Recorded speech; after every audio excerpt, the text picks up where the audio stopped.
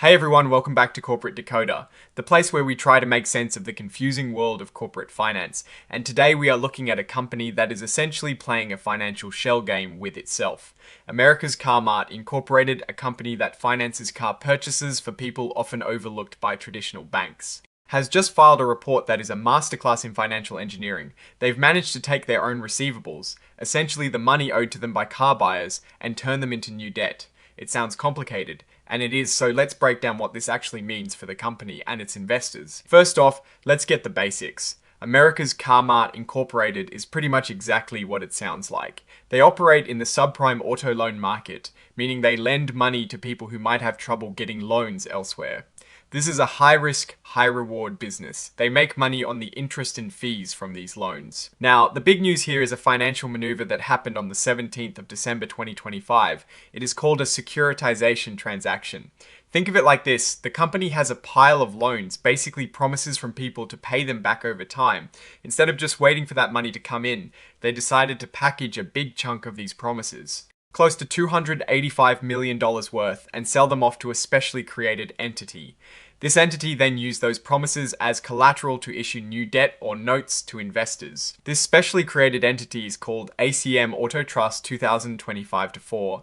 It is an indirect subsidiary of America's Car-Mart. The trust then issued two types of notes, essentially two kinds of debt, that investors could buy: table TRTD note class, FDTD, amount TDTD, interest rate, FDTD, interest rate, FDTD, SI. Key global rating agency rating FDTD, TRTD, ATDTD $128,155,000, sub and TDTD 5.87%, FDTD ASF, TDTR, TDTD. $33,109,000, SOIDD TD 8.42%, ADDB. BSFTD Twanai table. So they issued about $128 million in class and notes with a 5.87% interest rate. These are considered safer, with an A rating from S&P. Then they issued about $33 million in Class B notes with a higher interest rate of 8.42%. These are a bit riskier, carrying a BBB rating from S&P. Importantly, these are labeled as SF, which means structured finance or special types of ratings for these kinds of complex financial products. After all the fees and discounts were paid, the company pocketed around $159.7 million from this deal. They say this money is for general corporate purposes, which is a bit of a buzzword for we'll use it however we see fit. The ultimate goal is to keep the money flowing to fund their operations and to cover the costs associated with this new debt. Now, here is where it gets interesting. Even though they've sold these receivables, America's Car-Mart, through one of its subsidiaries, is still handling the collection of those loans.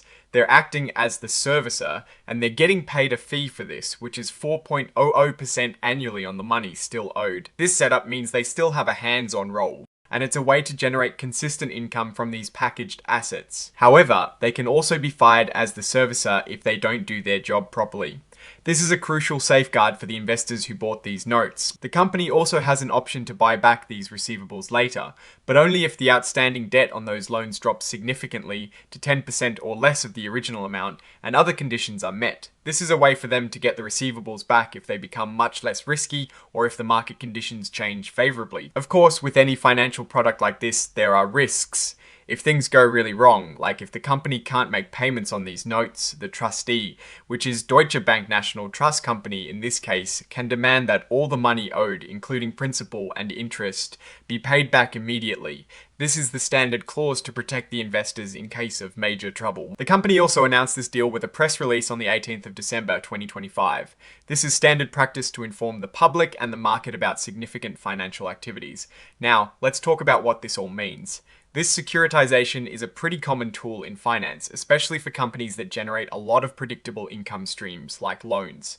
For America's Car-Mart, this is a way to get cash now, rather than waiting years for customers to pay off their car loans. It allows them to grow faster, make more loans, and potentially increase profits. However, it's also a sign of the inherent risks in their business by relying on securitization. They're essentially telling investors that their future cash flows from these loans are valuable enough to be sold off today.